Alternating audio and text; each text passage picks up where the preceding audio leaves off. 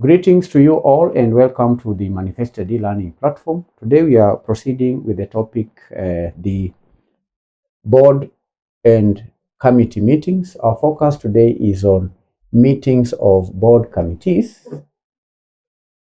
And by the end of this lesson, candidates is to be able to explain the structure and authority of these meetings, number one. Number two, conducting these board meetings. Number three, you should also explain the role of the corporate secretary in regards to board committees and also the best practices. That will form the basis of our today's lesson on meetings of board committees, which meetings are essential mechanisms for corporate governance, because a full board often cannot delve into the minute details of every technical issue. And therefore, the board has to delegate specific functions to smaller, specialized groups within that board. And these committees then report back to the main board with the recommendations. So the committees, they sit, they have their meetings, they look into the matters. It could be risk management, it could be audit committee, it could be remuneration.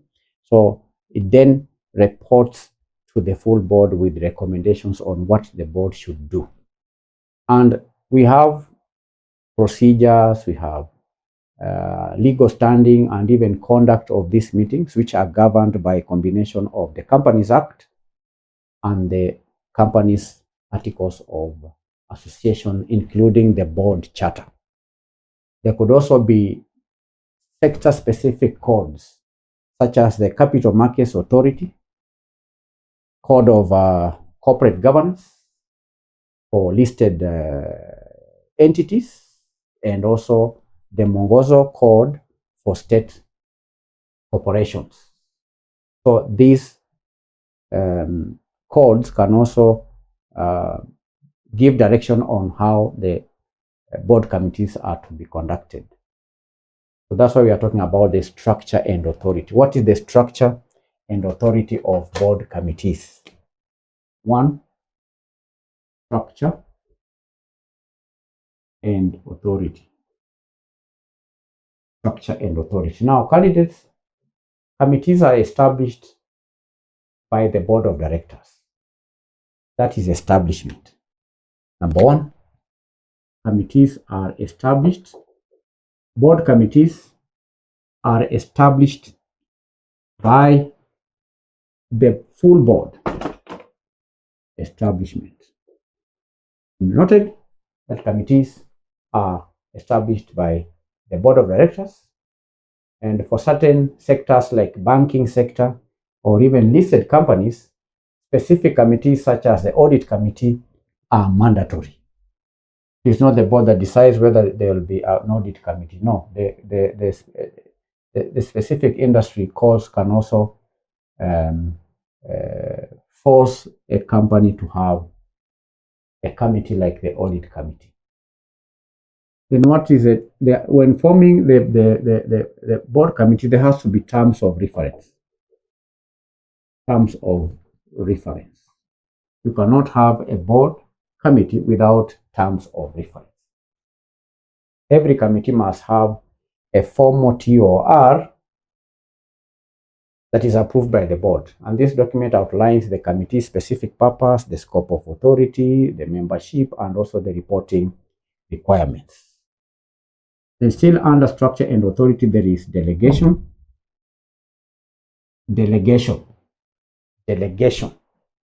While a committee can deliberate and recommend on a matter, the ultimate responsibility and the legal accountability for the decisions remain with the full board of directors. Delegation. That is number one, structure and authority. Number two, we need to discuss conducting the committee meetings. Conducting the committee meetings. Now, committee meetings have to mirror the formality of a full board meeting. They have to mirror the formality of a full board meeting. You understand? Ensuring that their recommendations are defensible. The recommendations of board meetings must be defensible and legally sound. They mirror the formality of a board meeting, meaning that there has to be notice, for example, and agenda. Just like the full board, when conducting the board committee meeting, there has to be a notice and an agenda for the meeting. The corporate secretary, working with the committee chairman, must prepare the agenda and also circulate it along with supporting papers in advance, typically 4 to 7 working days. That's very important. 4 to working days prior to the date of the meeting. So there has to be a notice and the agenda of the meeting. Very important. We will also say that these meetings must mirror the formality of the full board meeting, meaning that there has to be a quorum, just like in a full board meeting. The meeting cannot be conducted without a quorum. A committee cannot transact business without a quorum. And while it is often defined in the terms of reference, quorum may be defined in the terms of reference, the common practice dictates that there must be at least 3 members, or a specified number of members are specified in the internal bylaws or the articles of association. So the quorum has to be met before the meeting is held. Number 3, attendance. How is the meeting conducted? What is the attendance? Now, members are expected to attend regularly. And we may have the CEO, we may have the CFO, or even other senior managers who are often permanent invitees. And they are permanent invitees for the purposes of providing expertise, though they do not have voting rights unless they are also board members serving on that committee. Attendance. These members who are appointed on board committees are required to attend these meetings on regular basis. Now let's analyze the mode. Remember, the board committee meeting must mirror the full board meeting.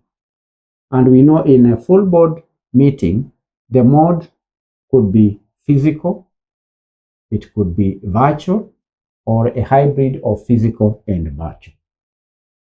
So if a committee meeting has to mirror the full board meeting, that means that, like a full board meeting, committee meetings can be held physically, virtually, or hybrid format, provided all members can communicate simultaneously and the company's constitutive documents permit such a mode. That's all when it comes to conducting the meeting. As usual, candidates, we are going to analyze the role. What is the role of the company secretary in regards to board committee meetings? Now, the company secretary is the governance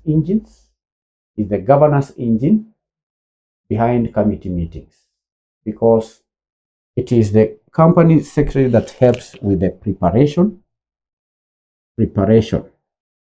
It begins with preparation. And the company secretary facilitates the assembly of high quality board papers that provide the necessary context for committee members to make informed decisions. There is a role also in relation to compliance.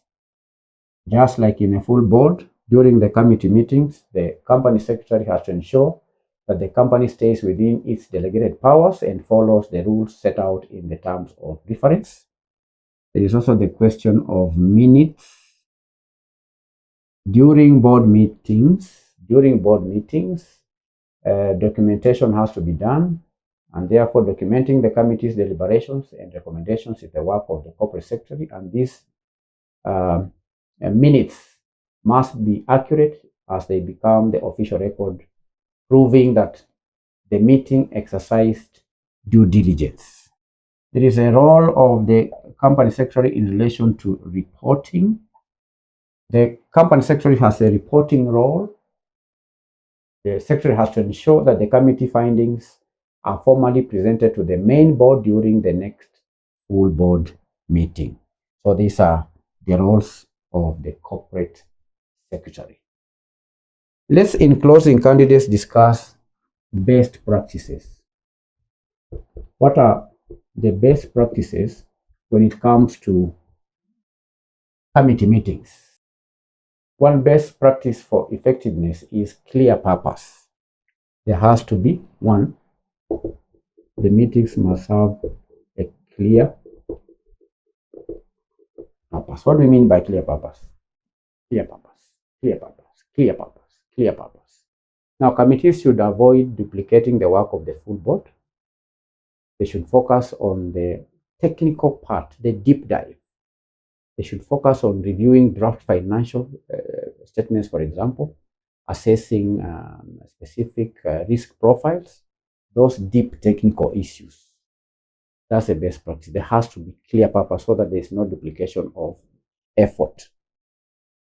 Another best practice in relation to conflict of interest. Conflict of interest is a best practice in what sense?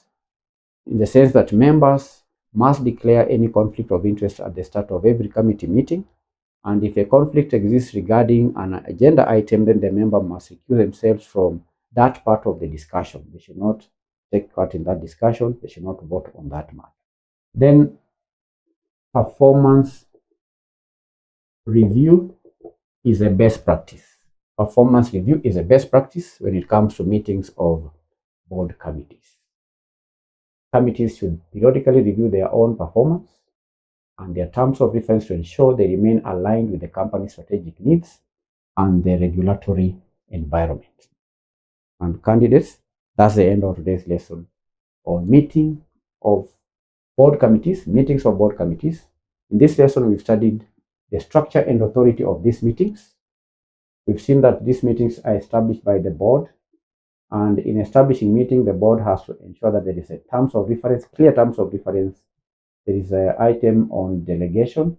Then we study the conduct of the meetings. We say that the board committee meetings must mirror the full board meeting. That is to mean that if a board meeting is a requirement to have a notice and agenda, so should board meetings have notice and agenda. There is also quorum, attendance, and the mode. Then we finally discussed here, the role of the company secretary. One is preparation, compliance, minutes, and reporting. These are roles in relation to the corporate secretary. Then we've studied 3 best practices of conducting meetings of board committees: clear purpose, conflict of interest, and performance review. Thank you for attending the lesson. We meet in the next session where we continue to share knowledge in the subject meetings, compliance, and administration. Bye-bye. Bye.